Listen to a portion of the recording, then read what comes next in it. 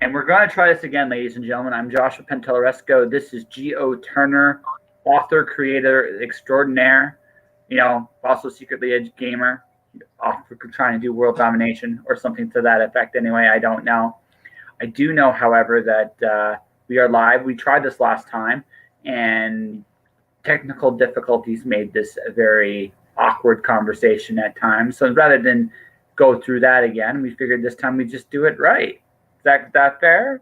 So without further ado, my first question to Gio is what I asked last time.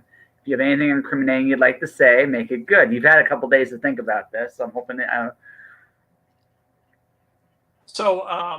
Unlike other plot ideas that I have in mind for future books, this particular one, I wasn't required to do a great deal of world building, seeing as how I have set it all within a very familiar RPG role-playing game that I grew up with.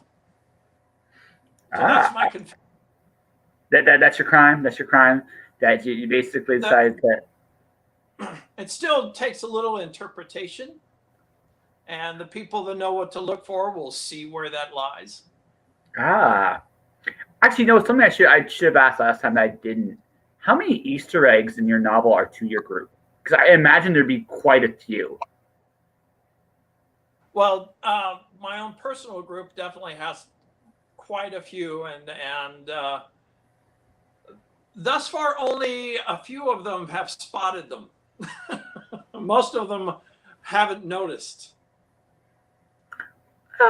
That's a risk with Easter eggs, though. So sometimes, like I decided to throw for my novel, Cloud Diver. There's a lot of Easter eggs peppered throughout the novel. Some of them are literally just for me, just because no one else may get the homage, but I do. But some of them are just for my friends. Some of them are for like just people that have inspired me because I have a Twitter account in the actual novel. So when I do so I actually do some real tweets with some of the real people that I've met in my life. So you can actually, if you look up the Twitter in there, you can actually see some of these people and who they are and what they do, and it's a good inside joke. And I'm taking it with me to the next level. Next time in the sequel, I'm gonna have like a milk carton thing happening during. Okay. Yeah, right. Have you seen? Because I have a giant cupcake that's devouring everything Pac-Man style. So each victim is going to have like an image and like have you seen this person, and there'll be like a Twitter handle and last tweet, and it's something about a cupcake eating them and devouring them. But it's just like those are like that's my little Easter egg in the next novel. Hint, hint, everybody. But I find sometimes it's the small stuff that just doesn't, like, you hope people get it.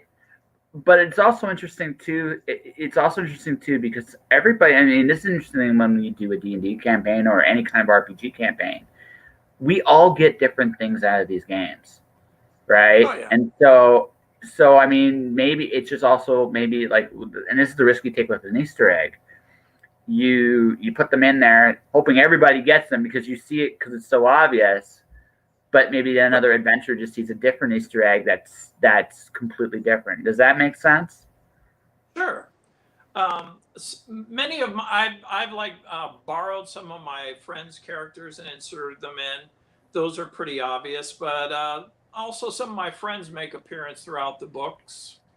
It's up to them if they can figure out which one's which. Well, that's fair. Did you kill any of them? No comment. Actually, you know what's interesting? I find that like every time I put the average, like I actually put who wants to be eaten by a cupcake, I had lots of people go, oh me, please. Like that's I find people don't have a problem being murdered in a book. I find that's okay, making them like a meme or a trope. Now that I think is truly a punishment. That is when you actually are punishing your friends. Now I'm thinking I should make one of them give me a Shatner death scene. Yeah, exactly. You should. Just that sounds like a real fun. But for those people wondering, ladies and gentlemen, Gio has created his first, like he's published his own novel here. Show it to everybody out there because it's big and awesome and it's amazing, right? Book one of a very, very vast big world that he's telling, this big story that he's telling here, and that is his character Ruin, if I'm not mistaken, right? Yes. And she is the main character for the first book. That is that a She is the main character of the series. It's kind of a Lethal Weapon kind of thing where you have two main characters. Uh, Ruin is a necromancer, and she's partnered up with her sister-in-law, who is a holy cleric. So different sides of the coin, but they have to work together. Yeah, that would be very awkward working with family because they actually know all your dirty little secrets, both sides. Like literally, my sister just came up for the weekend to visit, and it'd be really awkward. Like she actually literally has on her phone. She had Suri describe me as Josh sucks at playing cards, Pentelloresco. That would be a very awkward thing. That would be a very awkward thing to do in the middle of a big case. All of a sudden, it's really hard to take the threat of a necromancer very seriously. There's like a real like evil nickname that just reserved for family that no one else would take seriously. I mean, that would be like that would be awkward. I think it would be it would make the situation. And just being in-laws pounds things. Yes. Yeah. It would just, I mean, family's tough. In-laws are like, well, we're kind of family, but we are basically together because we're kind of stuck together because of just another person's choice. Right. They didn't act together. Yeah, exactly. So it would make it super awkward, I think, the whole way, and trying to find and especially their occupations, although I'm sure there are ways they surprisingly probably have things in common. I mean, one would disapprove. I think one would generally disapprove of the other. Yeah, one just openly disapproves of the other. Yeah, and so I mean, you mess with the dead. It's kind of like, I don't want to go there. It's kind of a natural that you're doing this. It's useful sometimes, but you really just don't want to deal with that. Especially if you're a right side, moral abiding citizen. It's like, I'm better than this, or something to that effect. And then, of course, to compound things, the threat that comes at them comes from the necromancer's background, of course. Of course. So this is all her fault. Ooh, guilt. Does Ruin feel guilty? Does she feel guilty about this at all? Or is she just kind of like, I'm starting to really despise to deal with you? That's not an easy question, or not an easy question to answer. There we go. Well, I mean, it's just like, why would a necromancer work on the side of the law? I mean, maybe because they made a mistake, which is always a possibility. But I mean, she does sound like she has a conscience, which is good. But so Ruin is not your typical necromancer. She grew up in a mortuary family, adopted. So she has a particular take on death that isn't necessarily rotten to the core. And she actually has a revulsion to killing. Although, you know what, I don't necessarily think that okay, that part it's interesting. I could actually see a necromancer have that revulsion, because even though that you do deal with the dead, right? It's not. I don't care whatever necromantic story I read. It's not an easy thing to do ever. Number one, death worship. It's not like she loves the dead.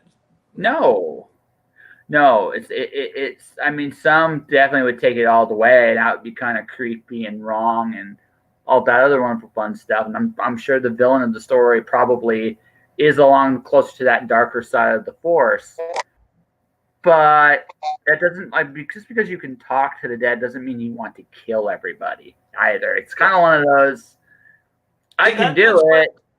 That's where a lot of people view role-playing games as very black and white. You're evil, or you're not evil. And I'm like, people that knew Hannibal Lecter before he was Hannibal the Cannibal thought he was a great guy. Oh yeah, I mean, just even my own. I grew up around car thieves and drug dealers when I was a kid. Some of them were decent people. They really were. Yeah. Life just created some interesting choices for them, and as a result, um, you do certain things because of the situations you were in and the choices presented to you at the time. It's not always a good idea, and that's interesting too when you acknowledge that you can acknowledge that for yourself, but you still end up going down that path, and that You can happened still to. have morals and make great decisions. Yes. And I think all of us understand that on some level because the world's a tough place. No matter where you are in life, the world is just generally a very tough place. And it sounds like Ruein herself is in a tough place when the story begins. Well, actually, when the story begins, she starts out in a very happy place. Ah. So things just get tough just because life gets tough sometimes. So Sometimes the past comes back to haunt you. sometimes. So going back to your great crime of telling a story based on a world that you play in all the time. We talked about this a little bit in the previous interview before things got weird. You have a big background with playing games, especially our RPG games.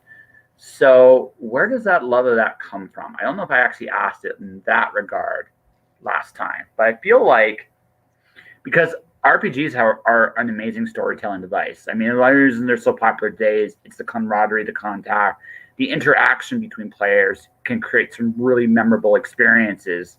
Whenever they actually leave in the couch, which is awesome, right?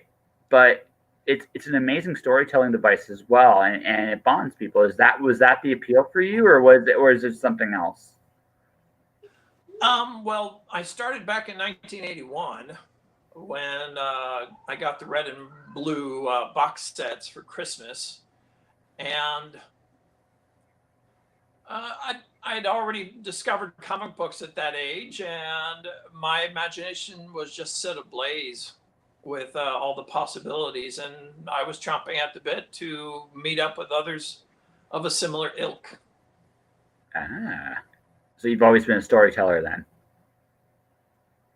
Yeah, kind of, or at least character builder. These character builder, okay. And it's fun So to with your own character and watch how it bounces off others in unexpected ways.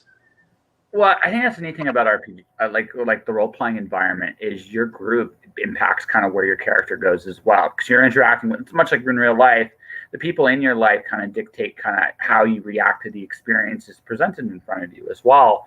And it sounds to me like in your case in particular, um, like you came across probably a really good group early. Has it been the same group the whole time, or has it evolved? Like people have come, people have gone. There's been some shifting in and out. So Hawaii is very much the gathering place. So we get a really eclectic group of people from around the nation, if not the world. And yeah, we have different ethnicities, and a lot of my friends work as bartenders. So unfortunately, right now they have more time for gameplay with the lockdowns going on. But yeah, it makes for some interesting dynamics in the group. But we're all very upfront and comfortable with each other, so it can get kind of wild. Sure, that's part of the fun too. I mean, barkeep has experiences some. How do we put this? Interesting customers here and there, and I'm certain that reflects in some of the stories being told. And you, I mean, you've been telling stories for a long time. It's not much like the same way you observe people, and because you observe people, what they do and don't do, you kind of build. You can not just build like worlds of your characters, but sometimes you can build worlds with the people around you as well, because you get an idea. Kind of, it's just how our imaginations work. Is that accurate, or like just your own experiences have been kind of wild too? Well, with people in the bars, you can always find somebody interesting to pattern off of. Totally, totally. So I should ask, like, like, were you a bartender once yourself? I'm actually asking this because you've been around. Yeah, Yeah. I've had that experience. At one point, my mother actually ran a bar back in my hometown, and I that's helped cool. manage. So if you don't mind asking, like, are you like, are you like Hawaii born, or did you come here? Did you come here like at some point? Oh yeah, I moved here in 2007, so 13 years now, It's home. and it's been a wonderful transition, and definitely don't regret making that move. No, no, you wouldn't. So where was the small town? If you don't mind my asking, I gotta ask that then because I'm just curious. Back in Cincinnati, Ohio. Oh, Cincinnati. It's quite a journey, man. That you definitely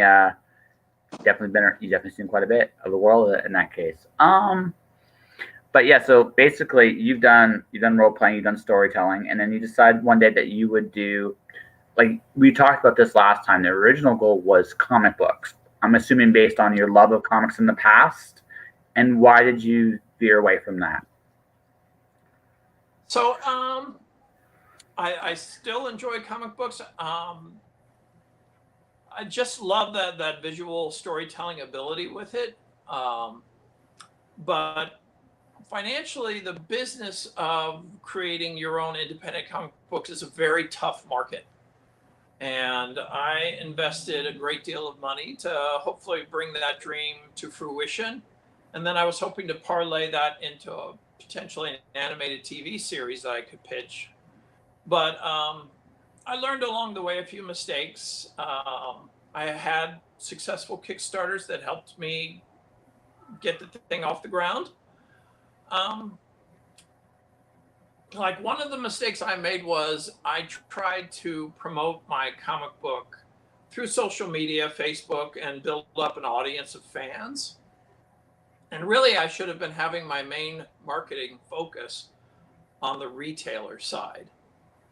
So Yeah, when it came out in previews, I didn't get much reaction because I had not been reaching out to all the retailers as much as I should have been. So, and then when I started, looking at the aspect of it as a business, and I met a fellow island mate. Her name's Toby Neal, who had a very successful career as an independent publisher. I started seeing the benefits of storytelling through independent publishing with novels. And the nice part about publishing a novel is it becomes a long-lasting asset. And if you can create a series of books that catch on, those books will continue, if you do a good job, to carry over for decades to come. Whereas if you publish a comic book, it's good for that month and hopefully you make sales. I'm assuming when we're talking about a floppy comic versus say a full like graphic novel, right? Right. First, Yeah, okay. Just for clarification, because you're right. Like the big thing about I think everybody, like I've done my own comic. Getting that floppy comic that first time is a super cool feeling. But yeah. it's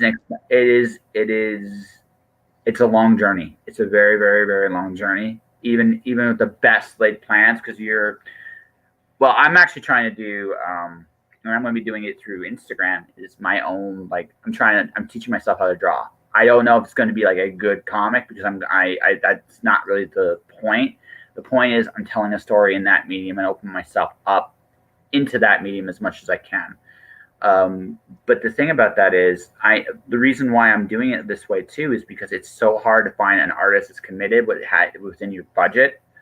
And sometimes your budget is nothing, which is kind of where I'm at right now in terms of like I'm establishing myself in other things, and maybe down the road I'll get the money to get the right professional people. Then again, maybe not. Who knows how life works out? But I'm like, well, if I'm going to tell these stories, I'm going to have to do it completely on my own. And and again, in a comic, that is like, it takes 2 years to make something that takes someone essentially maybe 40 minutes to read. Right? Yeah, I mean, just the nature of comics, ladies and gentlemen. They're visual, they're awesome, they're an amazing, like, I do really believe that comics are an amazing medium all the way around. But in terms of the density of the material you're creating, it can take years to create moments. And if you're really good at it, it's an amazing gift, but it's a lot of work. It really, really is. Right. And also when you create your own artwork and your own illustrations, you get to be your own creator and you're your own editor. So you have that freedom to make the story what you want it to be. And as an independent publisher, I very much have that without any gatekeepers telling me what I can and cannot do. Yeah. So, I mean, and it's interesting, like, we're coming to an interesting era, because not the traditional publishing, I think, is ever going to completely go away. I think it's here to stay in form. But what's happened with it is it's become what I think is very corporate, in the sense that if you're in these big established houses, they have a specific way of doing things. There's nothing wrong with that per se, but there are so many markets out there that traditional publishing, frankly, just isn't hitting anymore. There's 8 billion people on the planet. I mean, you can find the ultimate penguin zombie apocalypse story, period, and somebody somewhere will read it. Right? The question is just finding your audience, whatever that would be. Right. That's the incredible part about today independent publishing is there are so many underserved niche markets out there that traditional publishers don't have the time or wherewithal to invest in.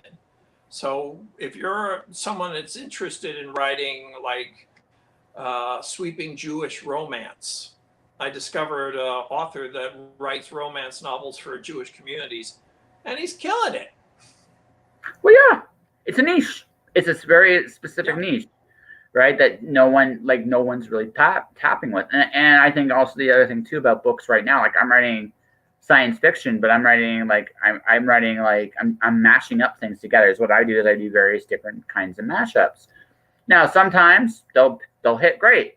Sometimes I'm sure they're going to strike out.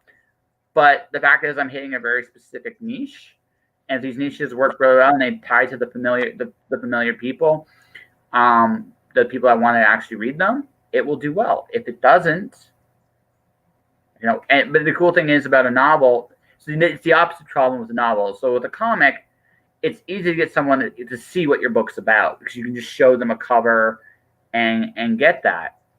With a novel, you're basically, I mean, you get like hours, maybe days. Like, your book, how big is your book? Like a couple, like 500 pages, something like that? It's a bit over 500 pages.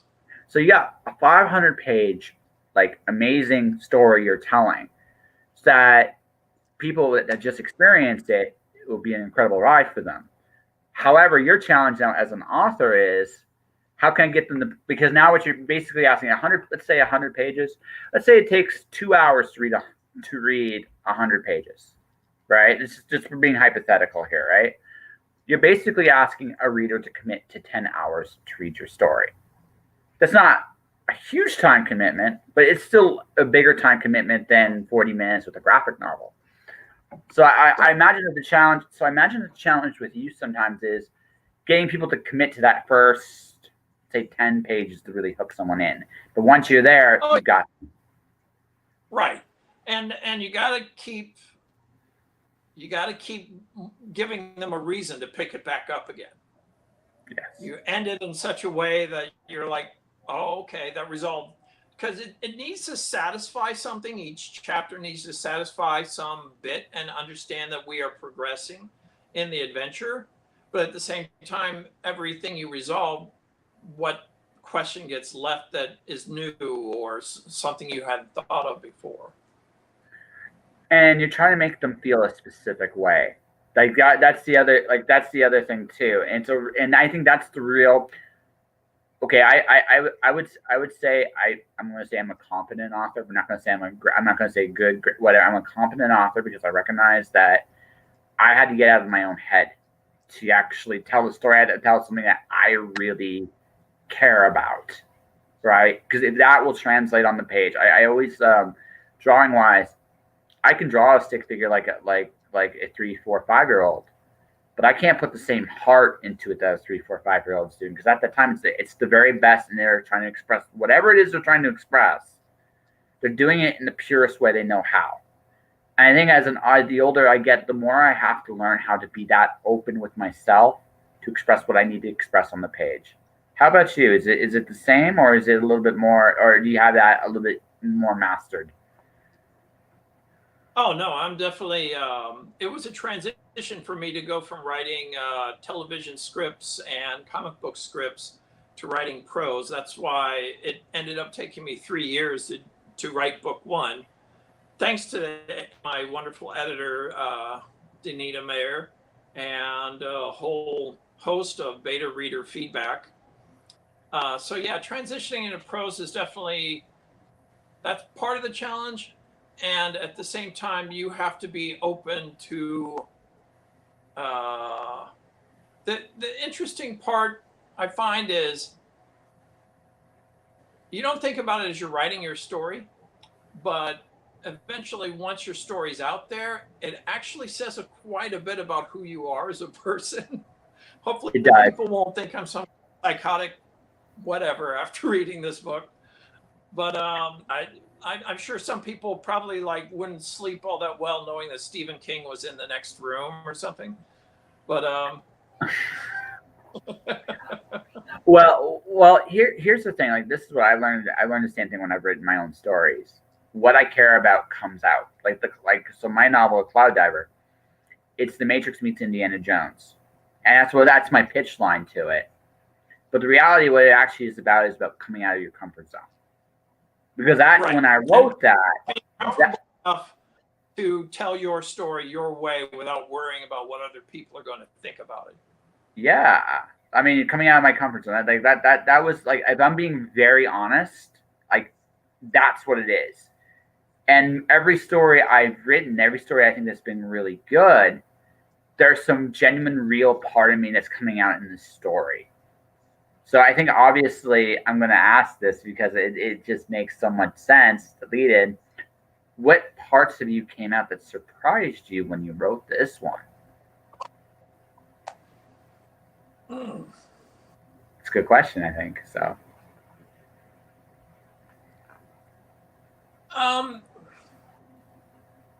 I honestly, the characters, I feel comfortable and strongly about all of them the way I wrote them. That wasn't really surprising. What I did find surprising to me was my ability to adapt to writing in prose. I thought it would have been much more difficult. And I occasionally found myself doing little happy dances after I found the right turn of phrase. It's awesome. That's amazing.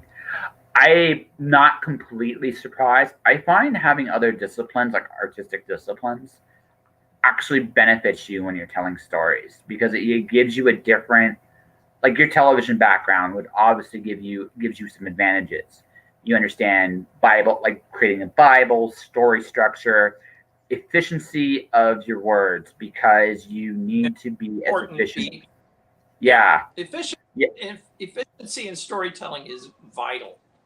Yes. Right. Someone like me had to learn that when going through prose first, and then learning it in comics and in scripting, right? So the advantage I think I got when I started doing that was I got nuance a lot more, because writing is about, like, writing a prose story is often just about it's about what you want the reader to see, and about what you want the reader to imagine based on what you've shown them, right? So television, I think, when it's at its absolute best, that television does it so fantastically well.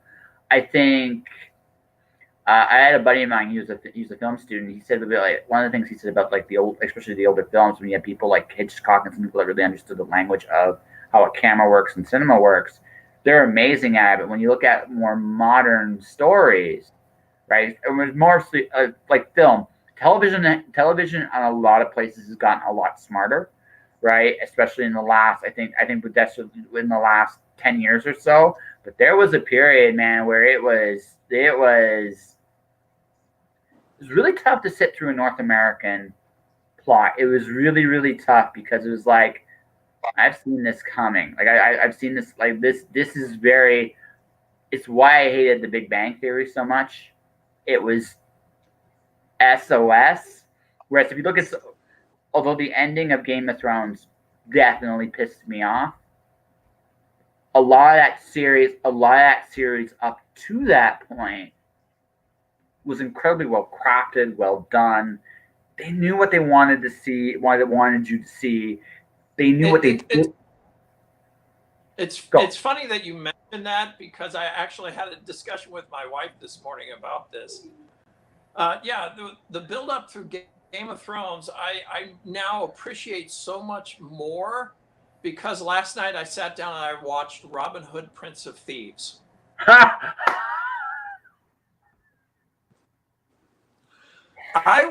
It'd been so long since I'd seen that movie. I was shocked at how not good it was. Well, for its time when it came out, it stood on its own just fine. But oh yeah, I was watching with my producer eyes, and I was just like, oh wait, the cameraman didn't have that in focus. Oh wait, there was a shot with Morgan Freeman where I could see that they looped the camera backwards because they didn't have enough filler footage. and beyond the fact of Kevin Costner's lack of a British accent and reading lines as if they came straight off the script, but the standards of what we appreciate these days is much higher. By and large, I do remember. If you want to punish yourself, if you really, really want to punish yourself, watch a Steven Seagal movie. If you really want to punish yourself, that's painful. Like to watch. Like with the exception of like the one where he dies in like 20 minutes, that one was actually, although it was satisfying probably for reasons I probably have to admit aren't and don't have as much to do with the story. It's one of the few times his character was actually vulnerable. Right? So it was like in most of his action movies, his character almost never got hit. So it was really hard to treat the bad guys as a serious threat when they couldn't hurt him. John McClane, Bruce Willis, say what you will, he definitely knew how to get his ass kicked, right? So yeah, it definitely added to the belief, like the drama. Even though you knew he was going to win in the end, it definitely added to the drama and began to say, hey, at least this guy can hurt him. At least this guy, right, seems legitimate, right? Robin Hood, Prince of Thieves, Alan Rickman had fun.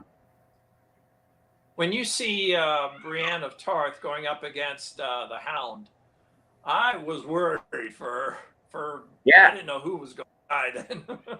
There was no telling. Yeah. No. But I looked at the thing I most remember about Robin Hood, Prince of Thieves. Alan Rickman had fun. That's the thing I most remember about that one. He was having a blast being the sheriff of Nottingham, and the movie doesn't. Yeah, he was having fun. The calling off Christmas line. I knew he was trying not to laugh. He was just trying not to laugh and call off Christmas. I'm like, you had fun with that. You made him like as evil as you possibly could. And you just are like, you know what? It's a little campy. Who cares? I'm going to have fun with it. And it's almost like here's something that's also painful, but for different reasons. The Emperor in the first Star Wars trilogy, 1, 2, 3, he's the only real character that made you feel anything. And I realized that that's because Ian McDiarmid completely embraced how evil his character was. He said, screw it, I'm having fun. We'll make him a little campy, but I'm going to enjoy myself on screen. And the audience will enjoy it. And it did. You know what? It's the one. I mean, he did some incredibly stupid things in the first trilogy. But you know what? He had so much fun. It was forgivable. And then someday I'll make my children watch Krull. Why? Why would you do that? Maybe even like we're like a bet. Like no comparison contrast of the way the things were to the way they are now. just shatter them. They'll be like, please don't let us watch it again. Or your worst nightmare. They might one of them might like it and watch it again over and over and over again. Then you'll be like, what have I done? But karma being what it is. But I mean, if you look at television's gotten a lot. I'm not sure films have, but television for sure definitely has gotten a lot smarter. Well, that's definitely the wonderful part about Netflix, in that now we have 10, 12 hours to explore a story instead of just 2. Yeah. And feature film, 2 hours to play with. And in Netflix, you have hours and hours that you can really explore where everything goes. Yeah, I mean, well, if it's done, I think I look back. It's like some of the old science fiction back in like the late '90s that actually said. I look at some of the structures being used by Netflix today, and some of that was there. Some of it, obviously, Netflix. The big thing about the big thing about Netflix is the only interesting thing is there's no cliffhanger. Like the cliffhanger is a harder thing to do with Netflix because there's so much content coming out all the time. It's like to be continued in a year. No, I can watch all these shows, right? Whereas when we were growing up, because we're old, we had that. That's where maybe binge watching definitely gets in the way. I do kind of like how Disney's doing their, spreading out once a week with their shows. Yeah, I mean, there is something to be said about that anticipation. We're in a very interesting thing where there's a bunch of different models, even in books. Like if you look at, you're releasing one book at a time, I'm assuming, or maybe like a book and a short story at a time. Some authors go one every 6 months, which is solid. Like that's a pretty solid publishing strategy, right? But there are some authors that do it like they'll release the entire series over a very quickly set period of time. There are other authors that do it every 3 months, right? And it's interesting. There's a lot more. The cool thing about independent publishing and independent any independent anything really at this point is simply the fact that we have this ability to choose kind of how we present our stories a lot more. There's a lot more iron control. Like if you want to produce a story, and say I want to release it every 6 months, I could. But if you decided, you know what, I'm going to do it every 4 months, you could do that. Once a year, you could do that, and there, like you have that freedom to build whatever anticipation you want to do. You're on camera, girls. He's going the other. Sorry about that. Well, nothing to sorry about. Look, you got a life, man. You're a family, man. You got a life. It's all good. But that's kind of like, it's interesting that. Yeah, and the release schedule is what you make of it. You can do it however you want it. Hopefully, one day I can become an independent author and have that be my full-time thing, and then I can release books a little more often. It's a process. It sounds like one of them's trying to get your attention. Do you need to go deal with something? It's all good, man. If you need to go deal with something, it's okay. They were just trying to work their way through without appearing. Okay, no problem. Hi, Mr. Geo's kids. Nice to meet you. But anyways, it seems to me so your ultimate goal with this would be a television series, or would you want to go do that with this, like an animated television series, or would you like to see it like a live action television series? Like how do you, in your perfect dream world, where does Ruein go? In a perfect world, I could definitely see book 1 being an entire season of Netflix. Goal. Could definitely happen. This bad boy would probably take about 8 to 10 episodes, hour-long episodes, to tell the whole thing. And with the rest of your book, so you have you based on our last conversation that kind of went where it went. You told me you had a 10-book plan. So basically, so would each one of them be like 10 episode seasons? Basically, is that how you do it, or? So yeah, I would see book one as its own season, but then the trilogy would actually be a larger. So something like that would probably have to be encapsulated a little bit, or just have more episodes. But yeah, I would love to see actors take my characters and elevate it even further. Yeah, but Yeah, it wouldn't. well, no, it's a great dream, and also, I mean, if anyone's never seen how an actor really works a character up close and personal, you should. It's amazing. The cool thing about television and film is it is such a collaborative process on like every level, right? And it's almost a good show is actually a minor miracle because that requires a very good staff, top to bottom, and that isn't always possible, right? So, Especially with sometimes egos can steer things off course. oh yeah, I mean, it's part of the deal too. Like life happens, you have to kind of adjust on the fly. Like a very good show that's very like consistently great the whole time. That's a testament to everybody. The actors on you see the crews behind the scenes, the production being smart, figure out what works, what doesn't. Um, Especially in an era like today where you have so much competition, it's really tough. Like you have to really figure out what your voice of your story is super fast. Because if you don't, you almost have no chance. I think the one advantage a lot of like watching earlier television, sometimes that first season is that struggle to figure out okay what's really working and what's really doesn't. Right. And I think every show has a little bit of that. But I also find that because you have such a tight act one, act two, act three structure in a lot of television today, right? You can figure it out real quick because if you don't, it just doesn't make it. Right. You got to make adjustments here and there. Yeah. So you see your first trilogy. So tell everybody what your master plan is with this with your series here. The parts you can. Book one is a standalone story that it's about 125,000 words, which equals about 500 pages. And then it is a complete story from beginning, middle to end, all three acts. And from here, I transition into a trilogy that I've already plotted out. I've plotted out actually 3 trilogies. So books 2, 3, and 4. Then books 2, 3, and 4 take place right after book 1 and kind of pick up where it left off.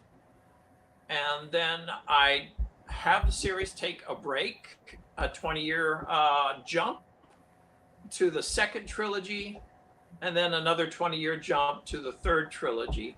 So that way, with my characters starting out in their mid-20s, by the time the series ends, everyone, or at least the main characters, are in their mid-60s. So that means we're probably going to see kids at some point, aren't we? Yeah, the series actually starts out with Rue is a mother of twins, and they are 3-year-olds in book 1.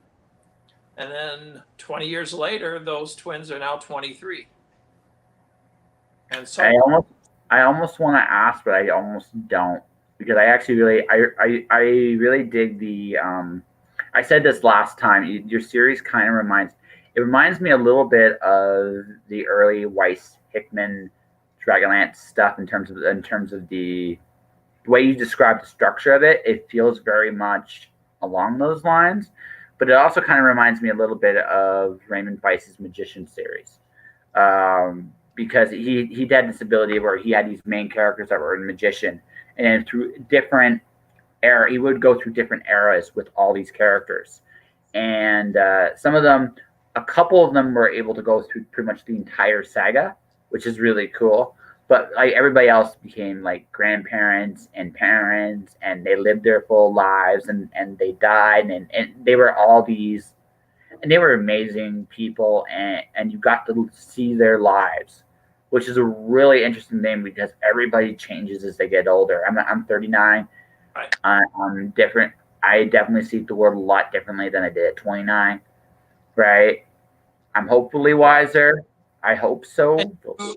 And some of the relationships that form in the early books, you see how they've evolved years later. And devolve too, because like some relationships completely just cut ties too. Just it's the nature of life. We grow in our own ways, and some people come with us, and some people don't, and that's just the way it is, you know. But it sounds to me like you got a full thing. So you got the whole ending in mind, like you know exactly where the story ends. I actually do. I know how book 10 will end already. Excellent. So here we're gonna flip the question around. We talked about the fact that you're a television. Sorry. The great part about knowing about how book 10 ends allows me to set it up in book 1. Yeah, of course. Of course. You know exactly where you're going, and that makes it easier. And so I'm going to ask two questions. One about like the fact that you have this so well structured already. So when your characters kind of veer off course, because sometimes they do, are you the kind of guy to go like, hey, I have this outline here, and the character's like, nah, we don't care about that. We're just going to go this way. Do you sometimes just go, okay, let's see where it goes, right? Because sometimes you do discover some cool stuff. Right, exactly. When my characters veer off course, they veer off course for a good reason. That it's like, oh hell, this is even better. I'm going that way. So you just ride it, like, and do you find it ends up going pretty much where you want it to go anyway, or do you sometimes just go, you know what is this? The story will arrive at the ending even better than I originally envisioned. That makes sense. And sometimes there are what we call happy accidents that you just happen to set up just the right thing that makes you seem like, oh man, that was a genius move. I'm like, yeah, it was. Yeah, it was. Like, I totally thought that through. And you're like, no, I didn't think that through. It just happened. And that's amazing. And we all, I think, as authors, go through that. Like we all go through that some way, somehow, someone. So here's the flip side. You said you have a background with television. Has prose, I don't know if you actually are still doing anything with television. If you are, great. If you're not, that's all okay too. But if you went back to television with what you learned doing prose, would it change your approach? Well, now I'm just more anal retentive about how I write my TV scripts, and I'm like putting commas in the right place and stuff like that. No, so it didn't really it didn't really add to your thought. It didn't really add to your it didn't really change how you tell your stories at all for television in any way. It was just kind of like you've already set yourself up. I'm just curious about this. So my work in television is primarily TV commercials. It's a much shorter way of. I mean, I've still had like campaigns where you have one thing carry over to the next campaign and so on. But yeah, it's not as much storytelling. Well, you have such a short window.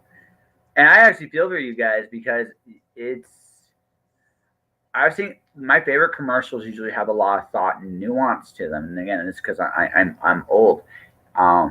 But I feel like nowadays with commercials, a lot of them are trying just to get your attention. Is that an accurate change, or is that? Yeah, just trying to. Well, if you're doing a good commercial, hopefully you're getting a response, you're getting a reaction, whatever that may be that you're trying to go for.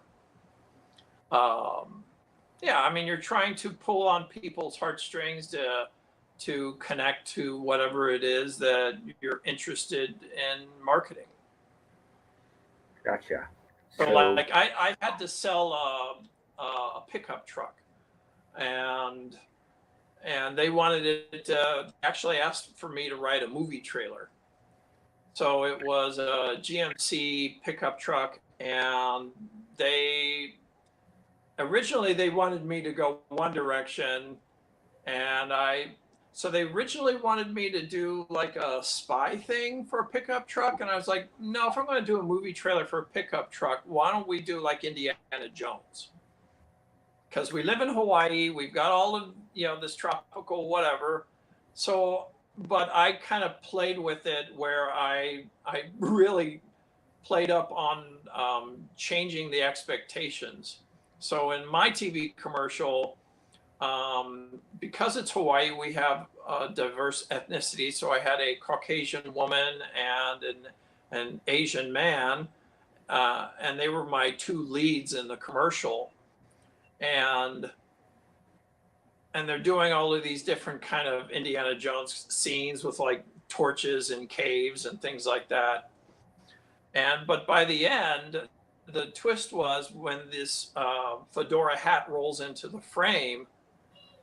It turns out it's the woman that picks it up, and the Asian man actually has like a Yankees cap that he puts on next to her, and just to kind of just change up expectations, just playing with things.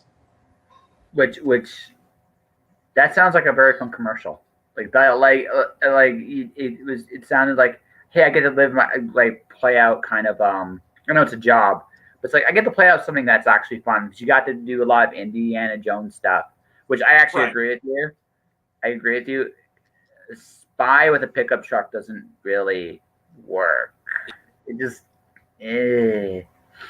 So I mean, so at least you got to tell like a 30-second action flick, which Right. isn't. With little stunts and people taking dives and dirt flying around. And I used a drone on the shoot to get some dynamic shots around the truck. And yeah. Yeah, I mean, it sounded like a fun like commercial. But I imagine it takes what 2 or 3 days to shoot, right, give or take, and That was like we shot it all in one day. awesome. You can do it. It's sometimes really tough because your time like your time. I know it's like 30 seconds can take hours and to get even 30 seconds just right. So I've seen music videos done in a couple of days. It's not easy. Like there's a lot of planning that has to go into something that Oh, yeah. short. Actually had to spend a whole day scouting just all the locations so that we would be able to shoot it all in one day. Yeah, no, it makes total sense. So, but I imagine for you then up the way then okay, you get your book into like television. You get that Netflix series. You producing it? No, hell no. No. No, my dream is actually to just be a writer. It would be so wonderful. My wife is an international flight attendant, and so as a result, I get a lot of travel perks. And the Yeah. great part of being an author is it's something you can do wherever you are in the world. So I could travel around and I can write about the places I'm actually in. So that is like that. So Geo Turner, traveling adventure writer. Is that Well, I the end still want goal? to. My love is still dark thriller kind of storytelling. So right now I'm really just focused on the high fantasy, epic fantasy genre, but I have some additional sci-fi, dark fantasy ideas in mind for future. Once I wrap the 10 books with Ruin. So ask a couple more here and we'll wrap up. So, what were your influences of science fiction and fantasy? You liked the genre a lot. So, did you really love it, or is it the structure that really draws you into it?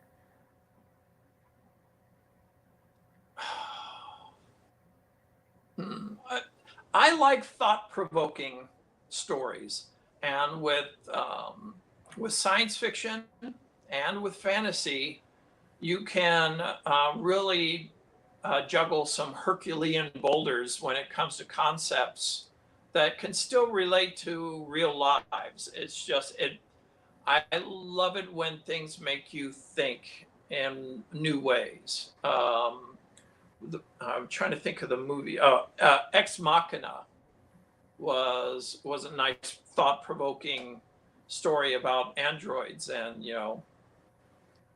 when you anthropomorphize something, at what point do you can you no longer detach from what is alive and what isn't? Things like that. Consciousness interests you then? Yeah. Ah, very okay. That's very sci-fi. It's one of the I think cool. Like it's one of the aspects of science fiction today that's really being explored in a variety of different ways. Ex Machina. I'm a Robert J. Sawyer fan. He's made a career out of it. I mean, there's a lot of potentially interesting stuff there, and fantasy is getting more and more complicated as the years go by too. It's no longer sword and sorcery. Like I think it's something like Mondelez Jade City. It's gangs in New York with with fantasy undertones. And your story, like it's Lethal Weapon or so. Going back to your characters here real quick. So does this feel like a cop show? Like this is like you said, Lethal Weapon was a big influence on it. So other like classic cop shows a big part of it as well. Is there like procedurals, investigational stuff in there, or is it a lot more character driven, or both?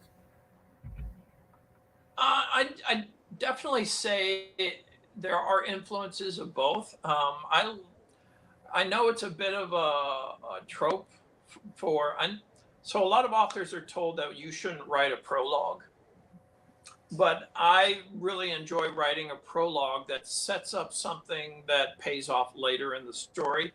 That most traditional publishers say start with chapter one, go straight to your main character, and that's all we care about.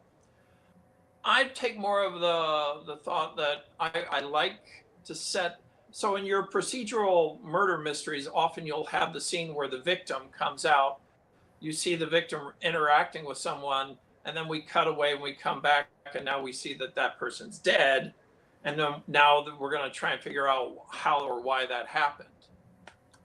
And so I do enjoy doing that a little bit with my prologues, but like any prologue, you can just skip past that if you just want to go straight to that character chapter one. But those people that check out the prologue are going to have a richer experience. Fair enough. Sounds to me sounds like you had a lot of fun putting this together. Like you definitely had a lot of fun with this. Is that fair to say? Yeah, I definitely. It's like building your own puzzle and then putting it together. Ah. So, what do you hope? This will be my final question, and then we get to the wonderful shameless plugging of stuff. What do you hope people get out of reading your book? Just a charge in the ass that they can listen to. That's it. I mean, it's escapism that's fun and maybe a bit shocking at points, but it's like that makes it an enjoyable ride. It's a roller coaster. All right. I think we've had a good interview here. What do you think? I think it was all right. I think it was all right. Okay, I'll take all right. So why don't I'll we? go ahead and give a little self plug. So if you are interested in Absolutely. learning more about Ruein, please go check out goturnerwrites.com. And of course, you can find me on Facebook under Geo Turner Writes, and the book is Ruein, Ruein. Right. So just Ruin is the first step. Don't let the spell corrector fix that. Yeah. Spell correctors are evil. I named mine Mo. It makes it easier that way. So, ladies and gentlemen, thank you very much for watching this. If you want to support this channel, hit the like and subscribe buttons as is. Definitely check out Geo Turner's book, Ruein. It's out now. It's available. It's available everywhere, right? Amazon, like all the different book places. I am just exclusive to Amazon for now, and we'll see how once things grow, then I'll eventually go wide. Okay, so currently available on Amazon. Definitely check his book out. It's digital or print. and visit his website. I want to thank Gio Turner. And by the way, he will be doing, actually, we should actually wrap this up with this. What are you doing with 101 Tales this weekend? I will be reading a chapter or two, depending on the amount of time I have available. So you can get a real taste for what it is. I should caution, it is definitely R-rated style story. It's not an obscene story, but there's definitely some spicy language and violence in there. So not safe for work. Keep the kids out of it. Okay, fair enough. So this Saturday, what time is your reading? It is. I think it was moved up to 4 p.m. on Saturday, Hawaii time. So for everyone wondering what that is 9 p.m. Eastern time on Saturday. So with that, I want to thank Gio. I want to check out 101 Tales at comicsplex.com. And on that, guys, thanks for attending this interview. Stay inspired. Keep doing your thing. And thank you, Gio, for coming on my show. Aloha. Aloha. All right.